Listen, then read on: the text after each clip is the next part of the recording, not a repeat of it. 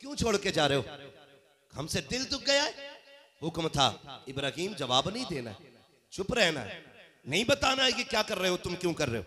बीवी ने दामन पकड़ा, मेरे सरताज किधर, यहाँ छोड़ के जा रहे हो। यहाँ हरियाली भी नहीं है, साया भी नहीं है। साया तो बड़ी बात है, पत्थरों के सिवा यहाँ क्या है। और कोई यहाँ पर बर्फीली पहाड़ियां नहीं है, बल्कि यहाँ इतनी गर्मी है कि सूरज की गर्मी की वजह से पत्थर भी काले पड़ गए हैं। अल्लाह के खलील क्यों छोड़ के जा रहे हो, कुछ तो बताते जाओ। 3 मील तक दामन पकड़ के पीछे दौड़ती रही हजरत हाजरा। जानते हो तारीख गवाह है, अगर रिश्ते को समझना है तो समझ लेना। वो खलील जो आग में डलते वक्त ना रोया, जो आतिश नमरूद को देख के ना रोया, जिसको आतिश में फेंका गया तब ना रोया, जिससे सारे खफा हो गए तब ना रोया, लेकिन जब बेटे को छोड़ के जा रहे हैं तो आंखों से टप टप आंसू गिरते जा रहे हैं। कितनी बड़ी मोहब्बत होती है औलाद की। मुअज़्ज़ज़ सामईन किराम, काफी देर से अब तक ये महफिल मुबारक सजी हुई है। वक्त बड़ी तेजी के साथ गुजरता जा रहा है। आपने बहुत ही अच्छे अंदाज में खतीबुल हिंद हज़रत अल्लामा मौलाना नाज़िम उस्मानी साहिब क़िबला से नसीहत आमेज़ गुफ्तगू सुनी और शायर अहले सुन्नत भाई आकिल रज़ा शिकमपुरी साहिब क़िबला से भी नातो मनक़बत के अशार सुने। हज़रत अल्लामा मौलाना मुफ्ती ज़ुबैर अज़हरी साहिब क़िबला दामज़िल्लहुल आली भी मिंबर शरीफ पर बैठे, और भाई महराज रज़ा बरकाती साहब नक़ाबत के फ़राइज़ अंजाम दे रहे हैं। बहुत ज़्यादा लंबी गुफ्तगू नहीं, बस 15-20 मिनट। हज़ारों साल नरगिस अपनी बेनूरी पे रोती है, बड़ी मुश्किल से होता है चमन में दीदावर पैदा। आज हम और आप अली जनाब मरहूम हाजी इकबाल साहब, इनके इसाले सवाब की गरज से यहाँ पर बैठे हुए हैं। वो दिन भी दूर नहीं, एक दिन मेरा और आपका भी ऐलान होना है। शायद लोग ऐसे ही हमारे 40वें में भी बैठे हों, लेकिन ये कोई गारंटी नहीं है कि सभी को कफन मयस्सर हो, सभी को कांधे मयस्सर हो, सभी को जनाजे मयस्सर हो। कई बार तो ऐसे गायब हो जाते हैं कि पता नहीं चलता। अल्लाह से ये दुआएं मांगा करें हम सब कि अल्लाह जब भी मौत दे, ईमान और इज्जत की मौत अता फरमाए। और सबसे बड़ी बात यह होती है कि मौत आने से पहले तौबा की तौफीक नसीब हो जाए। ये सबसे बड़ी बात है। मौत आने से पहले बंदा आगाह हो जाए कि भाई किसी भी घड़ी अब सफर मुल्क अदम का हो सकता है, उससे बड़ी बात कोई नहीं। और महबूब अलैहिस्सलाम हमेशा दुआ करते थे, अल्लाह अचानक आने वाली मौत से तेरी पनाह चाहता हूं। इसलिए कि बंदा अगर अचानक इंतकाल कर जाए, एक लम्हा भी उसे अपने गुनाहों के बारे में सोचने का मौका नहीं मिलता। कई बार लोग एक जुमला बोलते हैं, भाई अल्लाह ये दिन ना दिखाए, चलते फिरते उठा ले। इस तरह बोलते ना, चलते फिरते उठा ले। अल्लाह ये दिन ना दिखाए, खाट पे ना पड़ना पड़े, किसी के हाथ का पानी ना पीना पड़े, खुद चलते फिरते पी ले। ओ भाई, वो मौत भी नसीब वालों को आती है जो कई दिन बिस्तर पे लेटने के बाद आए। सोच नहीं सकते भाई, गुनाहगार सारे ही, इसमें कोई दो राय नहीं, कोई दूध का धुला नहीं है। हम समझते हैं सबसे बड़े गुनाहगार हम हैं, मगर हमारा रब बड़ा करीम है। हमारा रब बड़ा करीम है। अगर एक बार भी बंदा अपने गुनाहों का एहसास करके अपने रब को आवाज देना, तो उसके कर्म पे इतना भरोसा है कि जबान से उसका नाम निकलने की देर है, बख्शिश आने में देर नहीं लगती है। जरी हम इतने हो गए कि हमने उसे ही आवाज देना छोड़ दिया। रोना इस बात का नहीं कि गुनाह ज्यादा हो गए, रोना इस बात का है हमने रब को याद करना छोड़ दिया, हमने अपने रब को आवाज देना छोड़ दिया। रोना इस बात का है। अभी रमजान शरीफ में शबे कद्र में हैदराबाद जाना हुआ। यकीन कीजिएगा कि शबे कद्र अपने रब को राजी करने की रात है कि नहीं? हर बुरे से बुरा शख्स भी हम समझते हैं गांव देहात का कि मस्जिद में आ जाता है, अपने रब को राजी करने की कोशिश करता है। लोग दौड़ते हैं शहर की तरफ। भाई आप शहर में क्यों नहीं रहते, आप गांव में क्यों रहते हैं? गांव में क्या है, शहर में क्या है? बड़े फायदे गांव में।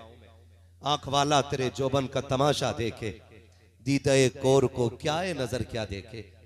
बात आ गई तो कह दूं, कम से कम गांव की सबसे बड़ी खूबसूरती यह है। मैंने पूछा यार तुम मुझे लान तान करते हो कि तू गांव में क्यों शहर में होना चाहिए था। मैंने कहा नुकसान क्या? बोले गांव के लोग हसद बहुत करते हैं, जलन बहुत करते हैं, गांव में झगड़े बहुत होते हैं। मैं एक सीधी बात जानता हूं, अगर गांव के लोग लड़ते हैं, झगड़ते हैं, हसद करते हैं, आपस में कत्ल भी करते हैं, तो ये खूबसूरती गांव के अंदर ही होती है। अगर साथ मारते हैं तो जनाजे भी साथ उठाया करते हैं। और ये शहर के अंदर सबसे बड़ी बुराई है कि जनाजे भी किराए पे उठवाए जाते हैं। कम से कम गांव की ये खूबसूरती तो अच्छी है ना कि मौत में तो इकट्ठे हो जाते हैं। एक सबसे बड़ी बात ये। और दूसरी बात, गांव की सबसे बड़ी खूबसूरती ये होती है कि गांव के अंदर बाप 110 साल का हो जाए, बेटा 90 साल का या 80 साल का या 70 साल का हो, और वो 70-80 साल के बेटे के बाप थप्पड़ मार देना तो 70-80 साल का बेटा मुंह उठा के जवाब नहीं देता है।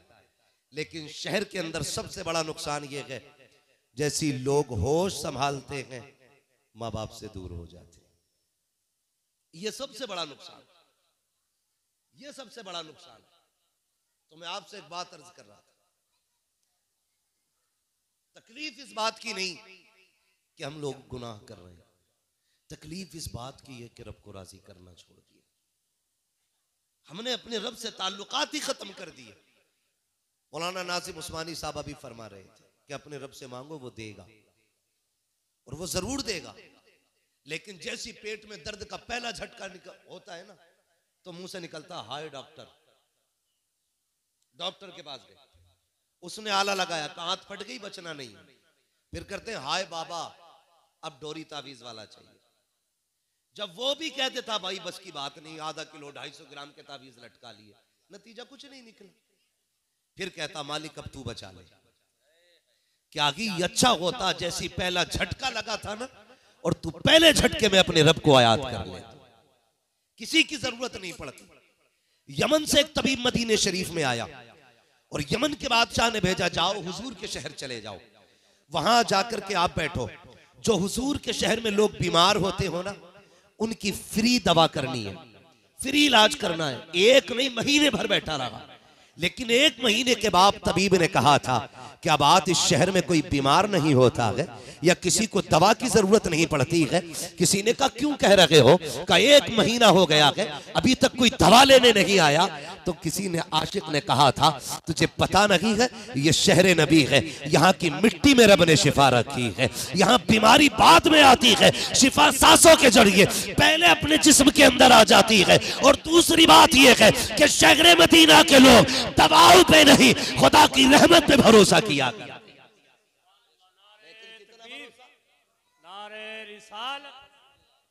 लेकिन हम कितना भरोसा करते हैं? सारा भरोसा यही है। अल्लाह सलामत रखे, उलमा की शान अपनी जगह। लेकिन मैं कुछ समझाना चाहता हूँ, लोगों का भरोसा ये, अगर पैसे वाला तो मरा जा रहा, कह रहे अरे जिस पीर को चाहेंगे बुला के नमाज जनाजा पढ़वा लेंगे, ये मौलवी को चाहेंगे बुला लेंगे, 10,000 का लिफाफा देंगे, भागा भागा चलाएगा, भागा भागा चलाएगा। ये एक नजरिया लोगों का, और फैशन हो गया, फैशन हो गया इस चीज का भी।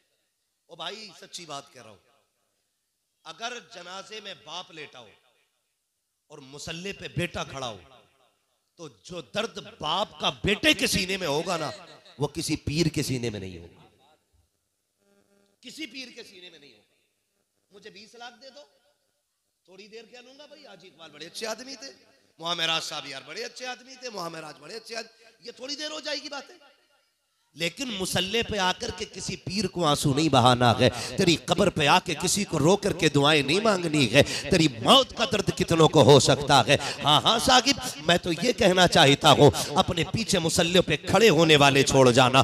कामयाब वो बंदा नहीं होता है जिसने अपने पीछे प्लाट छोड़े हैं। कामयाब वो नहीं होता है जिसने अपने पीछे लाखों का बैंक बैलेंस छोड़ा है। सबसे कामयाब बंदा वो होता है जो अपने पीछे हाथ उठा करके दुआएं करने वाला छोड़ जाता है। हाँ हाँ, याद रखना प्यारे, हमने बड़े बड़ों के जनाजे देखे हैं, बड़े बड़े सफेद कफन वाले भी देखे हैं, सफेद पोश भी देखे हैं, बड़ी भीड़ें भी देखी है, बड़े मजमे भी देखे हैं, बड़ी तादाद में कब्रिस्तान के अंदर लोगों की तादाद भी देखी है। लेकिन कब्रिस्तान में जाने के बाद लोगों को यह कहते सुना है, बता तेरा गन्ना कितने का हुआ है, मेरा धान ऐसा हुआ था, मेरी खेती में इतनी पैदा हुई है, तेरी खेती में इतनी पैदा हुई है। ये कोई नहीं था कब्रिस्तान में जो अकेले बैठ के यासीन पढ़ लेता। ऐसा नजर नहीं आता कब्रिस्तान में जो सूरे फाता पढ़ के तुझे बख्श देता। हाँ हाँ, ये सारे आए हैं, लेकिन यहाँ तुझे बख्शवाने के लिए नहीं, चेहरा दिखाने आए हैं। ओ यार, कान खोल के सुन, अपने बेटों को कुरान पढ़ाओ, अपनी औलाद को आलिम बनाओ, ताकि अगर तू जनाजे पे लेटा हो,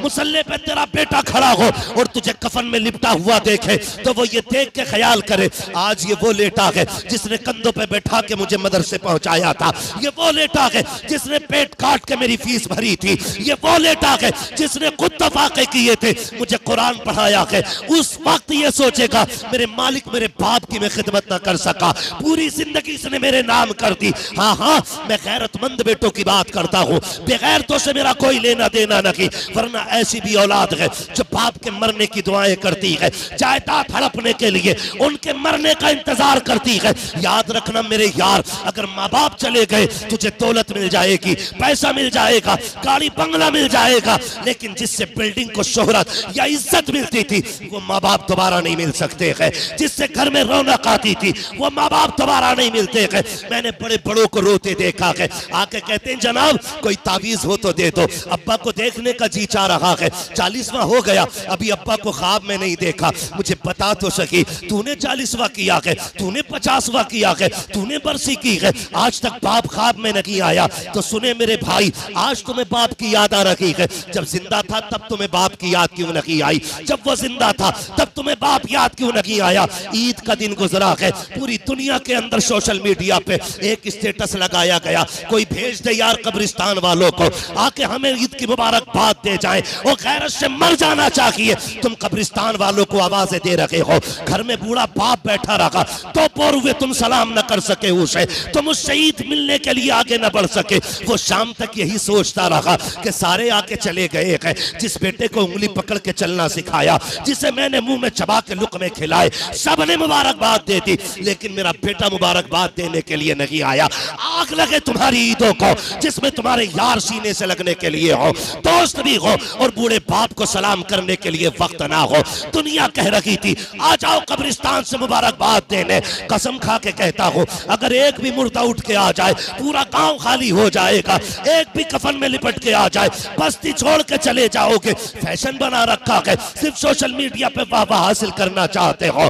अगर बरकतें चाहते हो तो यार से गले बाद में मिल, अपने बाप से गले पहले मिल लिया करो, अपनों से पहले मिल लिया करो, इसलिए कि दुनिया चाय पी के अपना कहती है, बाप खून पिला के तुम्हें अपना बेटा कहा करता है। नारे तकबीर, नारे रिसालत, उलमाए अहले सुन्नत, अज़मते वालिदैन, नारे तकबीर, नारे रिसालत। मैं नालायक बेटों की बात नहीं करता, कुछ तो मौत का भी इंतजार कर रहे। अब्बा मरा, ये कमरा खाली हो, कमरा खाली हो, ये खांसता रहता फिर सुख में जिएंगे। तुझे नहीं पता है खाली अब्बा तुझे पैदा करने की मशीन नहीं, अब्बा वो दरख्त है जब तक ये जिंदा रहता है अपनी औलाद पर धूप नहीं पड़ने देता। तुझे क्या पता बाप क्या है, ये इसके जाने के बाद पता चलेगा क्या चीज चली गई, क्या चीज चली गई है। ओ भाई, बाप की कमी पैसे से पूरी नहीं होती, बाप की कमी बंगला गाड़ियों से पूरी नहीं होती है। बाप बाप होता है, बाप बाप होता है। हाँ, वो बड़ी प्यारी बात लगती है, मैं अक्सर कहता हूँ, वो पूछा था किसी ने कि जब माँ उठाती है तो फिर कमर तक क्यों उठाती है और बाप उठाता है तो फिर कंधे पे उठाता है, इसमें क्या राज है। तो बड़ी प्यारी बात किसी ने कही, का जब माँ उठाती है कमर तक इसलिए उठाती है, वो ये चाहती है जहां तक मैं देख रही हूं मेरा बेटा भी वहां तक देख ले, इसलिए वो कमर तक उठाती है। और बाप कंधे तक इसलिए उठाता है कि जहां तक मैं देख रहा हूं उससे आगे तक मेरा बेटा देख ले, मेरा बेटा देख ले, इसलिए उंगली पकड़ी थी बाप ने। इसी दिन के लिए बाप ने कंधों पे उठाया था कि तू बूढ़ा हो जाए तो तेरी खांसी से तेरे बाप की खांसी से तुझे तकलीफ होने लगे। ओ भाई, इनकी खांसी को जहमत न समझा करो, इनकी खांसी को खुदा की रहमत समझा करो।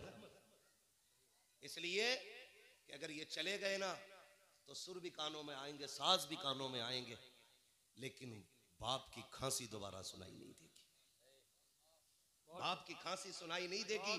आज जिनका बाप नहीं है उनसे जाके पूछो बाप क्या होता है, जिनके पास बाप की दौलत नहीं है उससे पूछ बाप कौन होता है, जिसके पास माँ नहीं है उससे पूछ माँ क्या होती है। हाँ, मैंने कमर झुक के चलने वाले लोगों को भी माँ बाप के लिए रोते देखा है।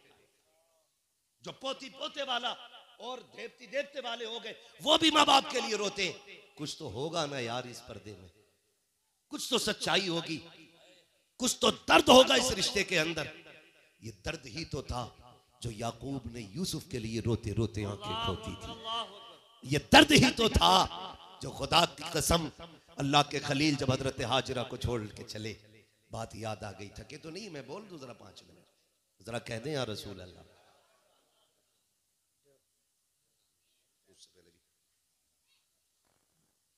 जरा कह दें या रसूल अल्लाह। मैं रिश्ते बताने लगा हूं, समझे जरा रिश्ते क्या चीज है। मुफ्ती साहब क़िबला हजरत इब्राहीम अलैहिस्सलाम अल्लाह के खलील, बेटा रब ने दिया, माइल हो गए बेटे की तरफ। अल्लाह ने फरमाया जिन इब्राहीम जो तेरे और मेरे बीच आ जाए वो मुझे पसंद नहीं है, तू मेरा खलील है और तेरा बेटा तेरे मेरे बीच आ रहा है, छोड़ के आ इसे। किधर छोड़ के आना? ऐसी जमीन पे छोड़ के आ जहां हरियाली नहीं होती है, ऐसी जमीन पे छोड़ जहां हरियाली नहीं होती है। अल्लाह के खलील ने लिया बीवी बच्चे को, पहुंच गए कहां? जहां आज काबा आबाद है, जहां आज मक्का शरीफ है, जहां सफा मरवा है, जहां जमजम है, जहां मकाम इब्राहीम है। हाँ, उस जगह पे लेके पहुंच गए और छोड़ के थोड़ा सा सत्तू थोड़ा सा पानी दिया, चलने लगे। जानते हो, चलने लगे। आपकी ज़ौजा हजरत हाजरा 3 मील दामन पकड़ के पीछे दौड़ी, 3 मील तक, 3 मील तक। खलील कोई गलती हो गई है? नाराज हो गए हो? क्यों छोड़ के जा रहे हो? हमसे दिल दुख गया है? हुक्म था इब्राहीम जवाब नहीं देना है, चुप रहना है, नहीं बताना है कि क्या कर रहे हो, तुम क्यों कर रहे हो। बीबी ने दामन पकड़ा, मेरे सरताज किधर? यहाँ छोड़ के जा रहे हो, यहाँ हरियाली भी नहीं है, साया भी नहीं है। साया तो बड़ी बात है, पत्थरों के सिवा यहाँ क्या है। और कोई यहाँ पर बर्फीली पहाड़ियां नहीं है, बल्कि यहाँ इतनी गर्मी है कि सूरज की गर्मी की वजह से पत्थर भी काले पड़ गए हैं। अल्लाह के खलील क्यों छोड़ के जा रहे हो? कुछ तो बताते जाओ। 3 मील तक दामन पकड़ के पीछे दौड़ती रही हजरत हाजरा।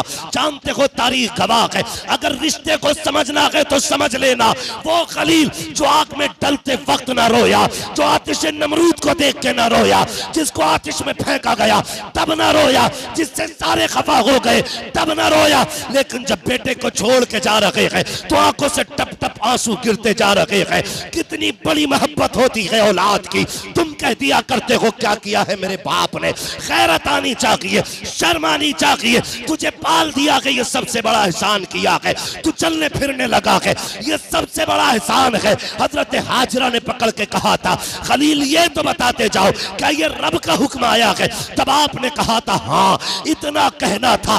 दामन छोड़ा और कहती चाहिए, फिर अगर उसकी मर्जी से छोड़ के जा रहे हैं, हमें यकीन है वो हमें इस जंगल में मिटने नहीं दे सकता। 2 चीजें यहाँ पे देखें, एक तो औलाद का रिश्ता। हजरत इब्राहीम रोए, जो आग की वजह से नहीं रोया, वो औलाद के लिए रो दिया, औलाद के लिए रो दिया। और हजरत हाजरा भी कोई 70-80 साल की बूढ़ी नहीं थी, 17 से 22 साल के बीच उम्र थी उनकी।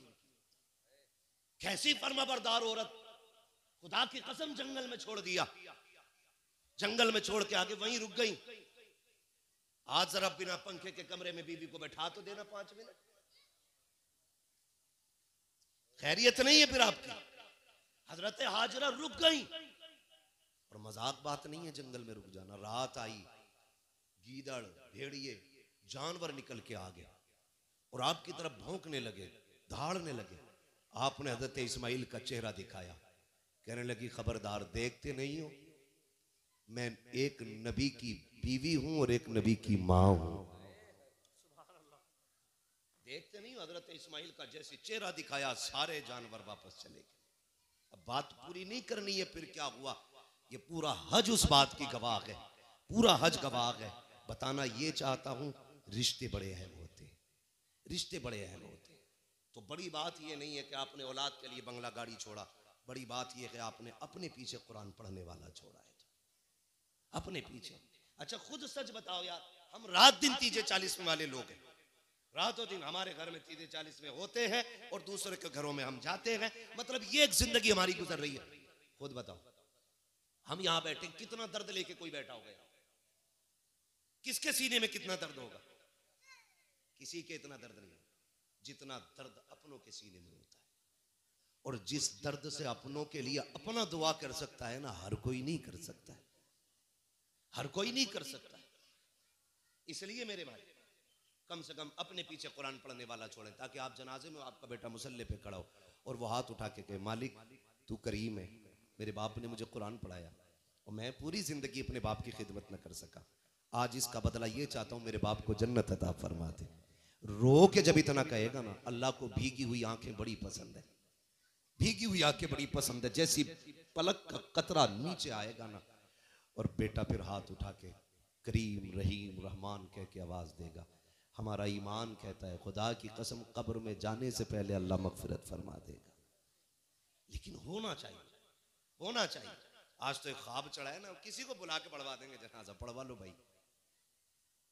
अल्लाह आपको और हमें सभी को ऐसे अमाल करने की तौफीक अता फरमाए जो कुछ कब्र का सहारा पर। अल्लाह बड़ा करीम है, बख्शने वाला है, उससे दुआएं मांगे, अपने रब को राजी करें। कोशिश ये करें कि हमसे अल्लाह राजी हो जाए। खास करके मेरी बात याद रखिएगा, जो मैं अक्सर पैगाम देता हूं और जिस हवाले से लोग मुझे जानते हैं, एक बात सिर्फ उन्हीं भाइयों को नहीं जो हाजी साहब की औलाद में हो, मैं तो हर शख्स को आज ना एक मरहूम का बेटा समझ के बात कर रहा हूं, जितने भी यहां बैठे, ये मेरी बात याद रखिए। एक बात बड़ी मशहूर कही जाती है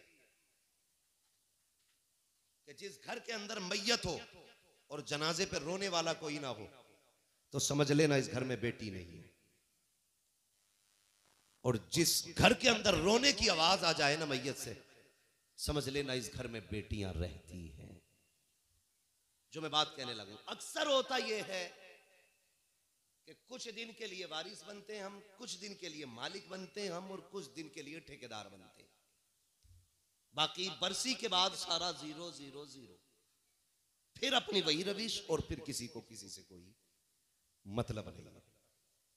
बाप के इंतकाल के बाद सबसे ज्यादा अकेली हो जाती हैं बेटियां।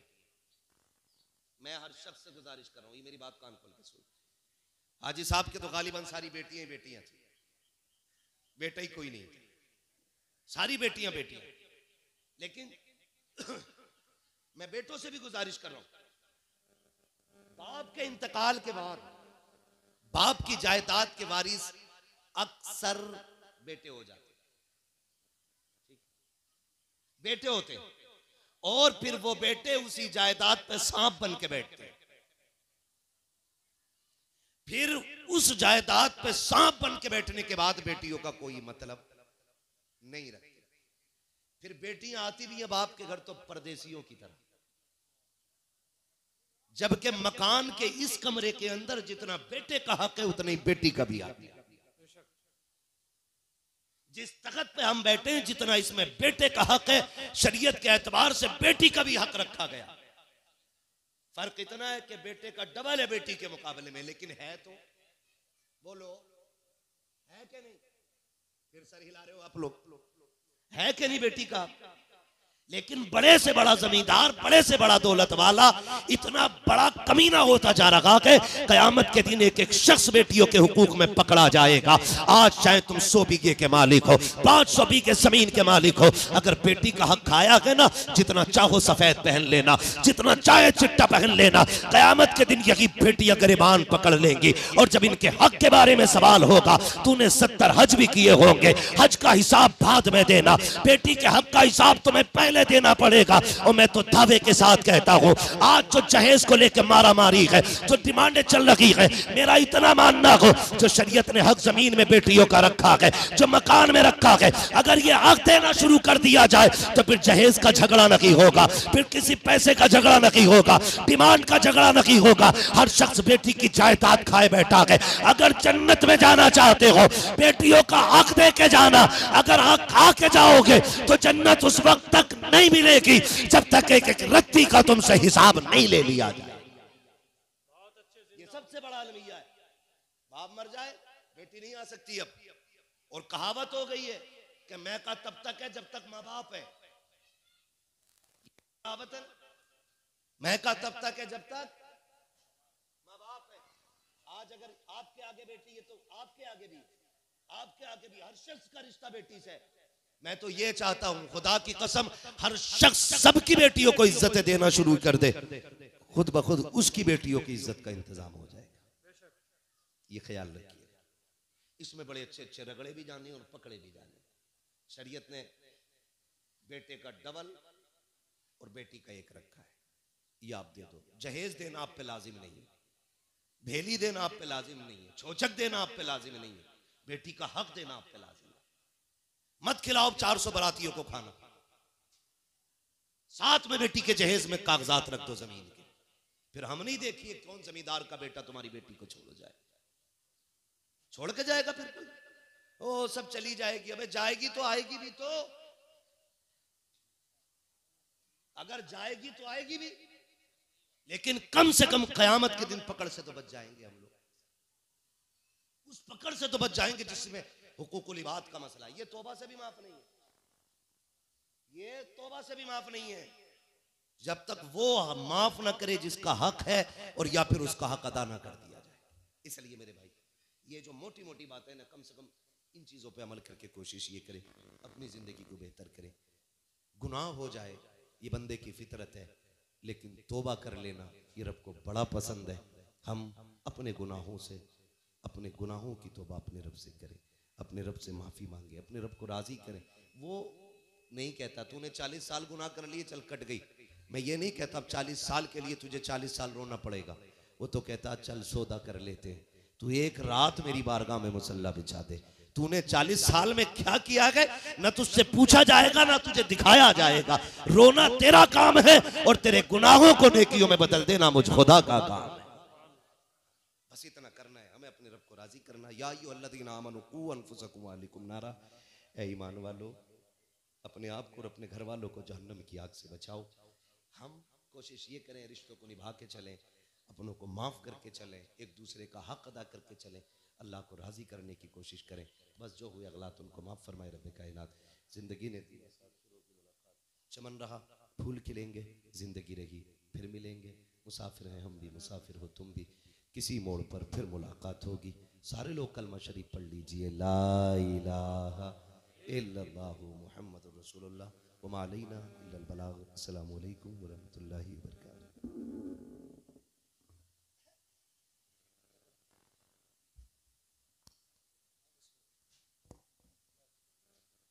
माशाअल्लाह। अब 10 मिनट और बैठ जाएं, थोड़ा सा। अजहरी साहब हैं,